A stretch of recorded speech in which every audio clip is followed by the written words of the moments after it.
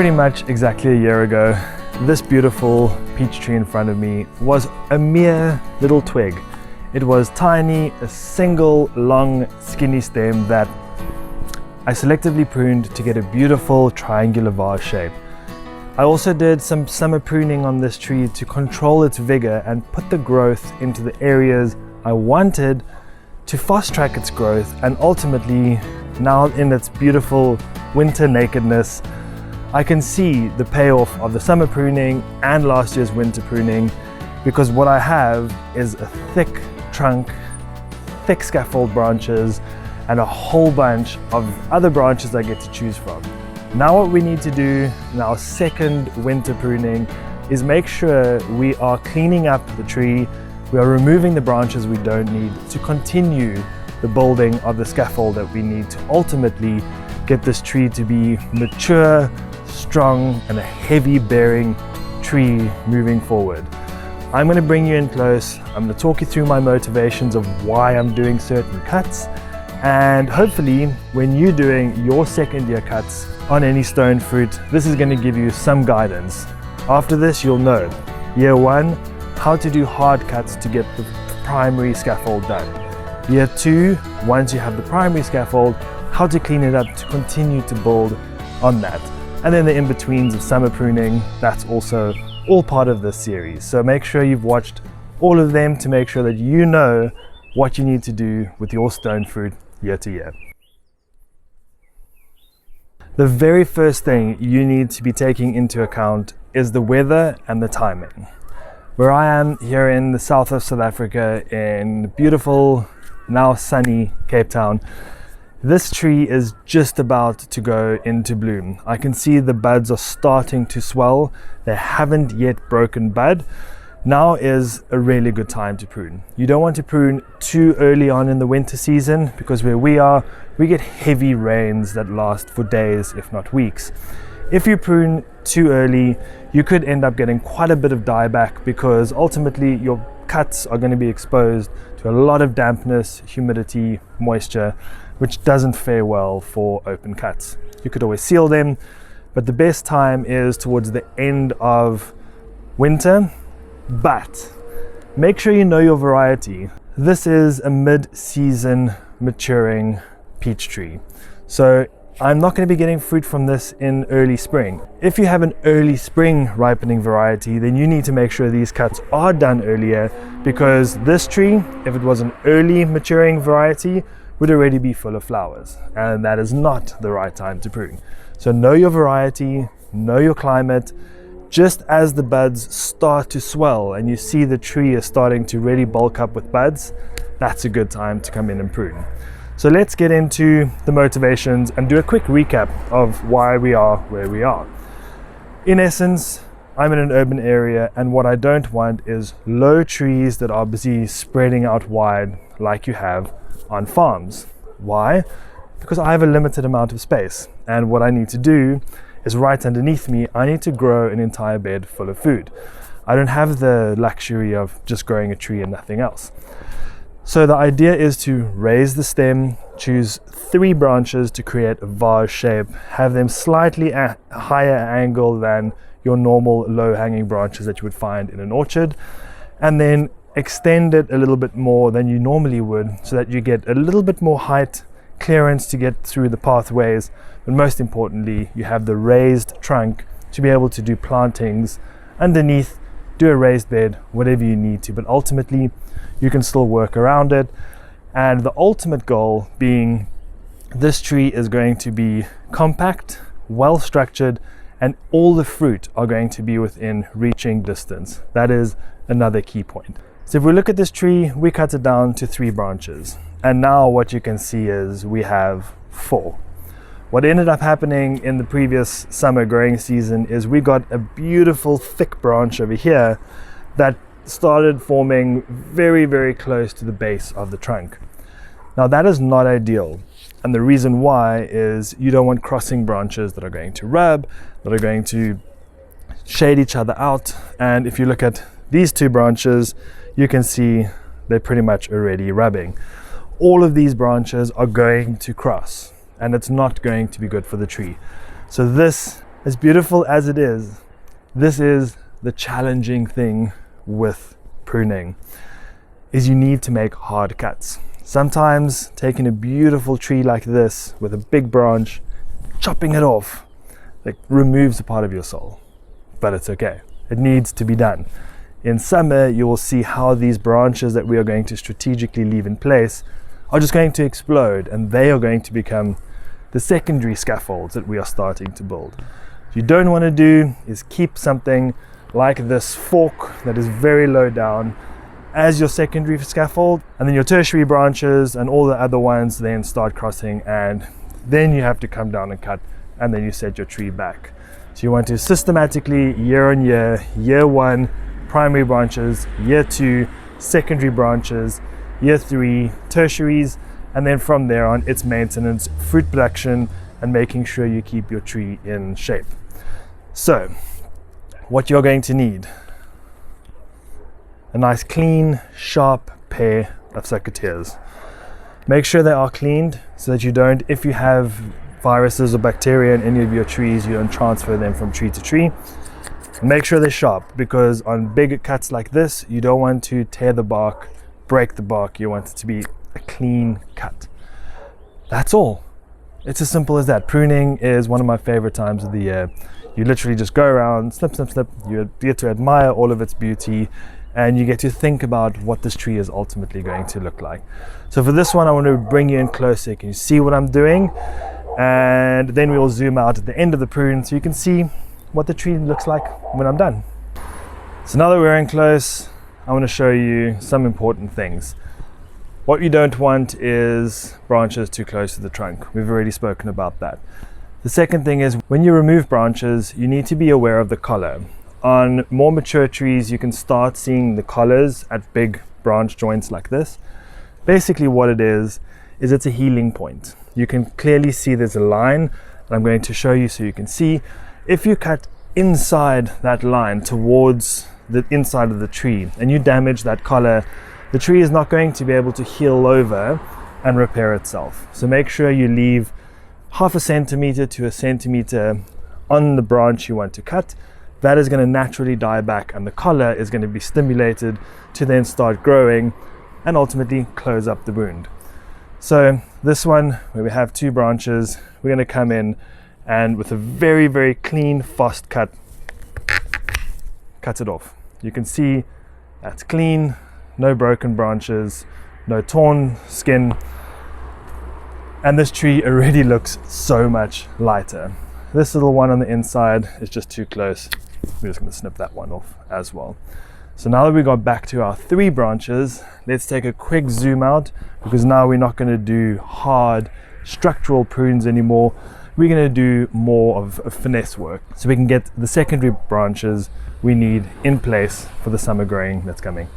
So now that we have our remaining 3 branches, we need to take it branch by branch to clean it up. Very first thing we're going to be looking at is branches facing in, like this one. Coming in, taking that one off, and there are no more. It's very clean on the inside because we did summer pruning.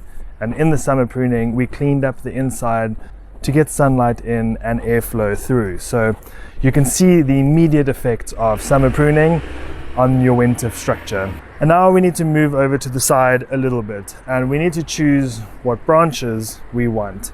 There's one coming out to the side here, there's another one, there's one going slightly forward, and it's just a little bit clustered here. So I want to choose one new side leader, and I'm going to choose the one closest to the camera. I'm going to take the other one at the top off. So what we want is, we want branches on different heights, not coming off the same point, so that you can get that ladder effect on your branches. This one is pretty clean. All I'm going to do is, I want to just selectively choose the buds that I want. So for this one, we have the space over here, so I want to make sure I choose a bud that is growing this way, not in towards the tree, not that way, because we don't want to crowd out the space. So I'm just going to take a little tip off that one, and exactly the same, I'm going to just take a little tip off that inside one over there. This inside one is probably not going to stay because it's pointing outwards, which we also don't want. But for now, I'm going to keep it and see what happens. And then on the opposite side, this one up at the top, I'm going to remove because we want our ladder. And I'm going to, for now, keep this one as well. These two are on the same point, but I'm not sure how this is going to play out. There is a branch and a branch, the same direction, different heights. So we might end up taking this one off and keeping the one at the back to get the alternating steps, but I don't want to make that call quite yet. This is more than enough to be able to get the structure that we need for the following growing season. So we need to just snip that one, we've snipped this one, and then on this side we just need to choose a bud that's going outwards, and that's it. One branch done. Now let's look at the little one on the side. This little one just didn't get the growth that the others did. So what we want to do is, you can see on this one that we just cut, we did nothing aggressive, just the tips. The more you prune a stone fruit, the more it's going to grow on that branch. So because we just pretty much tip prune these, we're going to get less vigorous growth on this one. On this small little branch, we're going to prune this one quite aggressively, because what we want is this one to be stimulated way more than those two, so we can get a lot more vigorous growth coming from here as opposed to those. And because we don't have any side shoots here, we literally just going to make a cut at the height, and you can see the height difference. If I hold my hand here to here, this one is going to get way more hormones and nutrients and water. So this one is going to grow significantly quicker than this one, because if we look at the thicknesses of the branches, this one has some catching up to do, and this is the way you get it done. And then we have our final branch over here. This is also one of the stronger ones, so we're not going to be too aggressive. However, what we have is, these are so thick they won't even bend.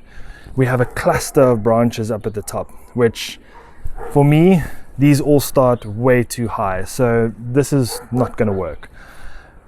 We also have one straight at the bottom here, which is very close to the base. This one is probably going to come off, but I'm going to leave it for now because I want to just see what it does. This one is pointing inwards and come off. This one is pointing out too much in. That one's coming off as well. Now what I need to do is I need to go down and look for buds. This is a very crucial piece of advice. When you're pruning a first-year-old branch like this, there's going to be 3 types of buds. There's going to be 2 fruit buds on the sides, and there's going to be a vegetative bud in the middle. Make sure you go down the stem meticulously and look for buds where there are 3. If there's only 2, you might not get a branch there. So make sure you get 3, prune there so that you're guaranteed to get growth and not just flowers and no growth. And then you end up with a random branch without a partner on the other side. So this is what I'm talking about. You can see there's a bud, and then in the middle there is another one. We have 3 buds. These are 2 flower buds and fruiting buds. That is our vegetative one. Now if I was to cut it right over there, that branch would grow out there. Now if I look at the one right above it, it doesn't really have a prominent 3rd bud. It's very much 2 fruit buds. But if I look up slightly higher over here, there's a definite big one over there. So for me, my thinking is I'm going to cut it over here. I'll get a growth there, and then I've got my secondary structure that I can put in place. As I've just shown you, we have 1 bud here with 3 prominent buds and another one right up there. So I want to lower this to just about that height, and what you'll see is this is still higher than this one. That is going to still make this branch grow quicker than this one, but now what we have is we can start getting the scaffold branches very much in line with the first branch that we cut. So we start getting our structure, our secondary branch structure, coming out at roughly the same point throughout the whole tree. What you do not want to do, and please take this piece of advice, is on these branches, you do not want to prune it too far down, because what you end up doing is, if I were to prune this right at the bottom and one of these buds are left, that bud doesn't take, I lose the branch. So make sure you have too many buds. You could always rub them off in the summer. You could always prune it down. But if you prune it too low down and the buds don't take, then you've got a problem. So always a little bit higher than you think, and you can bring it down. And that is a simple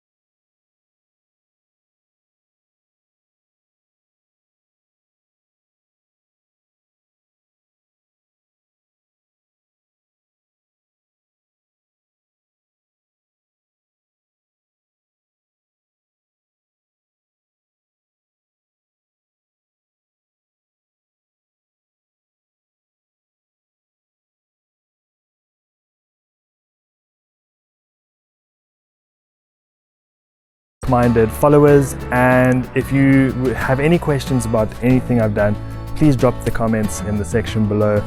I will get back to you, as I always do, on all my comments. Thank you for watching, and until next time, good luck with your pruning.